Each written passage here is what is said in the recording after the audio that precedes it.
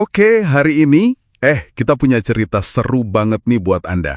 Ini kita ambil langsung dari materi yang Anda bagikan ya, bagian awal novel fantasi Bulan karya Terelie. Siap-siap buat perjalanan yang gak terduga deh.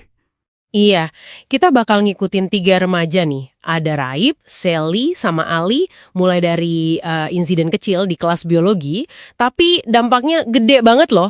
Bikin mereka nyebrang dunia, sampai ke klan matahari yang, teknologinya canggih, tapi tradisinya juga kuno gitu. Betul banget. Nah, misi kita di Selaman Mendalam kali ini tuh, buat nelisurin benang merahnya. Gimana ceritanya celetukan iseng Ali di kelas, itu bisa memicu misi diplomasi antar dunia, terus tantangan apa aja yang langsung menghadang mereka pas baru nyampai di sana. Yuk, kita bongkar bareng-bareng. Oke, jadi semua ini mulai di kelas biologi Pak Gun. Suasananya biasa aja sih ya, malah agak muram gitu habis bagi hasil ulangan kan.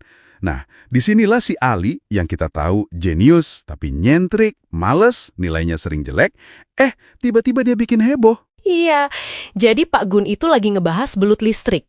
Gimana dia bisa hasilin 600 volt tapi nggak nyetrum diri sendiri. Pertanyaan biasa aja kan?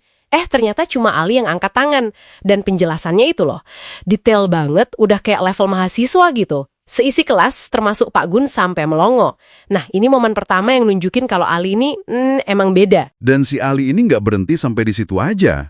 Dia lanjut nyeletuk. Santai banget gitu. Katanya, manusia juga bisa ngeluarin petir kalau punya kode genetik sama lempeng baterai yang pas. Terus, buat contohnya, dia nunjuk Sally. Wah, kebayang gak paniknya Raib, narator kita, sama Sally pas itu? Ya panik lah. Tindakan Ali ini bukan cuman iseng loh. Ini tuh pelanggaran langsung. Kan ada instruksi ketat dari Miss Selena, guru mereka yang juga dari klan Bulan, yang udah hilang 6 bulan itu. Pesannya jelas banget. Jaga rahasia, jangan pakai kekuatan, Raib kan bisa ngilang, Sally punya petir, Ali bisa jadi beruang, terus jangan pernah nyinggung soal dunia paralel. Celetukan Ali itu bisa bahaya banget. Akibatnya ya ketebak lah ya, dipanggil ke ruang guru BK. Mereka bertiga udah pasrah aja tuh, pikir bakal diinterogasi Bu Wiwi. Tapi yang nunggu di sana malah Miss Selena, si Miss Keriting. Munculnya tiba-tiba gitu, ya lega sih, tapi pasti banyak banget pertanyaannya kan? Iya, Miss Selena terus jelasin kenapa dia ngilang lama. Ternyata lagi jalanin misi dari AF, Pustakawan Klan Bulan. Misinya buat memetakan situasi gitu setelah pertempuran terakhir mereka. Nah, ada kabar baik sama kabar buruk. Kabar baiknya, si Tamus, musuh utama mereka itu, masih aman di penjara.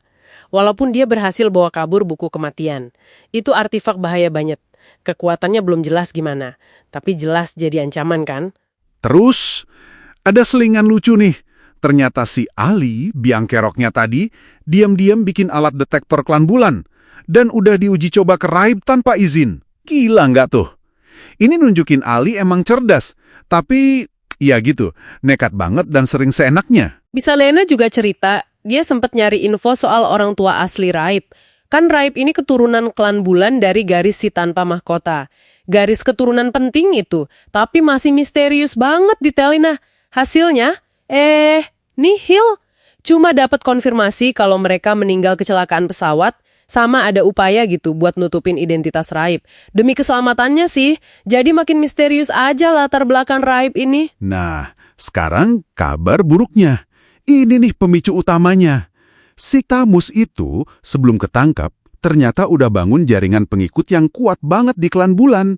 Jadi, diramalin bakal ada perang besar lagi. Nggak bisa dihindarin katanya. Nah, karena ancaman ini, para petinggi Klan Bulan, Ave sama Panglima Tokmut, mutusin langkah berani. Mereka mau hubungin sekutu lama yang udah kepisah ribuan tahun, Klan Matahari. Dan, ya inilah misi barunya, buka portal pertama ke Klan Matahari buat diplomasi. Afeb secara khusus minta Raib ikut. Dan karena tahu persahabatan mereka erat banget, ya otomatis Sally sama Ali juga ikutan. Perjalanannya ini mendesak banget, cuma 2 minggu lagi, pas setelah ujian semester. Wah, tekanannya langsung kerasa banget pasti.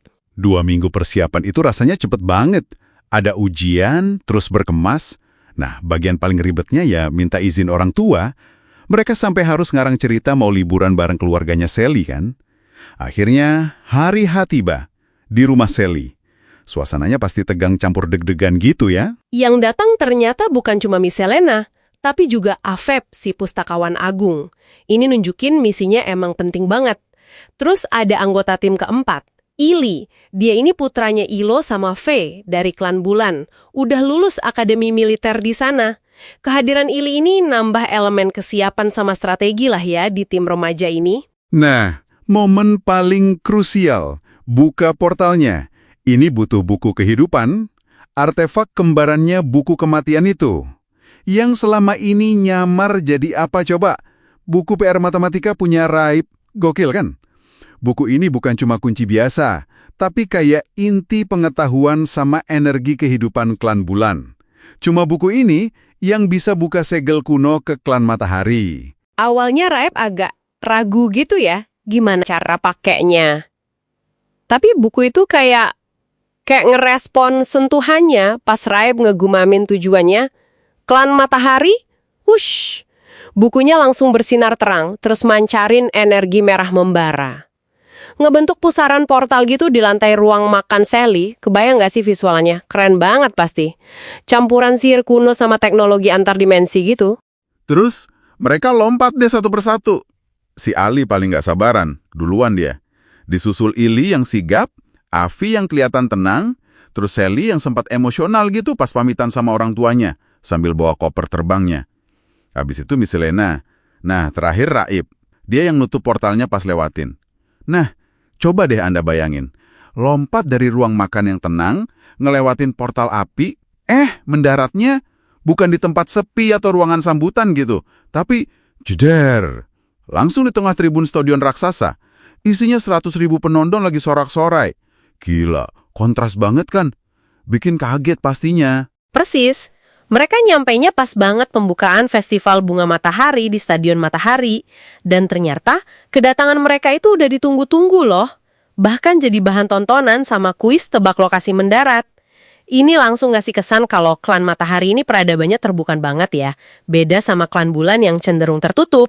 Terus mereka disambut sama pemandu acara yang super heboh. Namanya Saba Tarataba. Deskripsi klan Matahari itu langsung bikin kita takjub gitu. Teknologinya banyak banget. Ada nampan terbang pribadi, mesin penjual otomatis yang melayang-layang. Kota mereka Ilios, katanya megah banget di lereng gunung gitu, di antara awan. Kelihatan maju dan sejahtera banget dunianya. Secara pemerintahan, klan Matahari ini dipimpin Konsil 12 tetua. Ketuanya namanya Fala Taratana IV. Untungnya, Af punya kenalan korespondensi di sana namanya Mala Taratana II. Dunianya juga kaya fauna unik. Ada kuda bertanduk, banteng tanduk 4, bahkan serigala raksasa buat tunggangan. Nah, menariknya nih Sally, karena dia punya darah klan Matahari, dia langsung ngerti bahasa lokal di sana. Ini detail penting sih, nunjukin koneksi Sally sama dunia baru ini. Festival Bunga Matahari ini, inti acaranya ternyata kompetisi besar. Ada 9 kontingen dari seluruh negeri. Masing-masing 4 orang naik hewan tunggangan unik. Mereka lomba buat nemuin bunga matahari pertama yang mekar di lokasi rahasia. Wah, kayaknya tradisi yang gede dan bergengsi banget ya. Dan disinilah kejutan terbesarnya. Si Saba Tarataba tadi ngumumin, tahun ini ada kontingen ke-10 yang spesial. Siapa lagi coba? Ya, mereka, para tamu dari klan Bulan. Bener-bener keputusan yang di luar dugaan banget. Iya, keputusan mendadak ini diambil mayoritas Konsil 8 lawan 4. Af kaget banget, langsung protes keras dia. Alasannya kuat sih, anak-anak ini kan nggak terlatih buat kompetisi yang meskipun katanya sekarang lebih aman, tapi dulunya terkenal mematikan. Ini jelas bukan bagian dari rencana diplomasi awal mereka kan? Terus si Malah Taratana Iti, kenalan Afi di konsil itu, nyoba nenangin. Katanya, ini justru bentuk penghormatan paling tinggi. Sekaligus cara diplomasi paling efektif. Nunjukin persahabatan langsung di acara terpenting mereka. Dia juga nyebutin potensi tim ini. Sally kan punya sarung tangan matahari itu. Artefak pengendali petir warisan langka.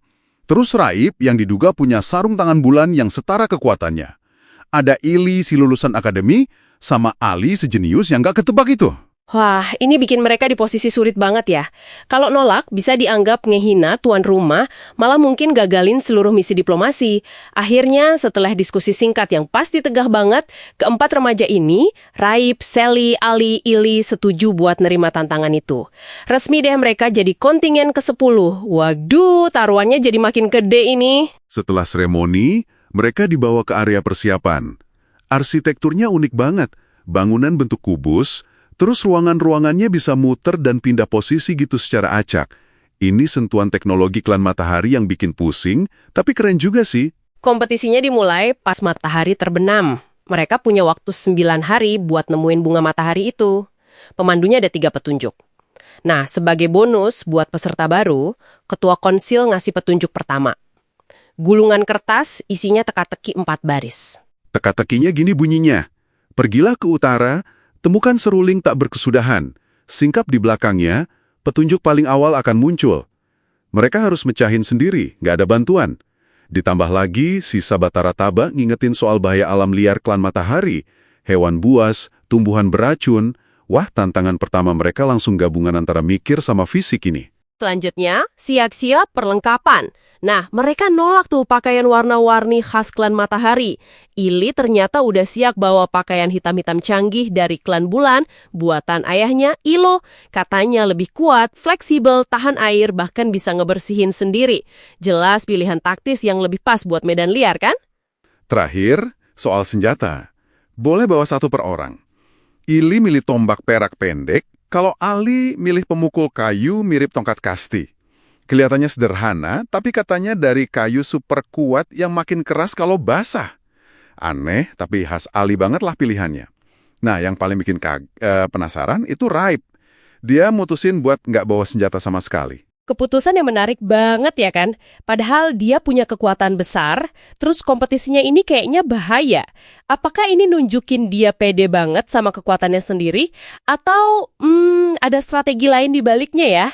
Ini nunjukin sesuatu sih soal karakter Raib, atau mungkin pemahamannya dia soal tantangan yang bakal dihadapi nanti. Jadi, dari celetukan iseng di kelas biologi, Anda lihat kan gimana takdir itu ngebawa Raib, Sally, sama Ali ke petualangan lintas dimensi yang mempertaruhkan nasib hubungan antar dunia loh.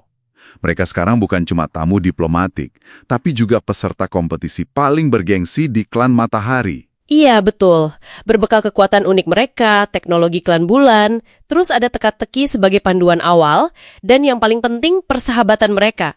Mereka harus menjelajahi dunia baru yang indah tapi juga bahaya ini. Sukses atau enggaknya mereka di festival ini bisa jadi nentuin masa depan aliansi klan bulan sama klan matahari. Nah, ini ada pertanyaan yang kita tinggalin buat Anda renungkan. Apa ya kira-kira makna di balik keputusan Raib buat maju tanpa senjata? Di tengah dunia asing, kompetisi penuh risiko, pilihan ini rasanya berani tapi juga penuh teka-teki. Menurut Anda, apa yang mendorong dia? Sesuatu buat Anda pikirkan lebih lanjut setelah selaman mendalam kita hari ini. Sampai jumpa di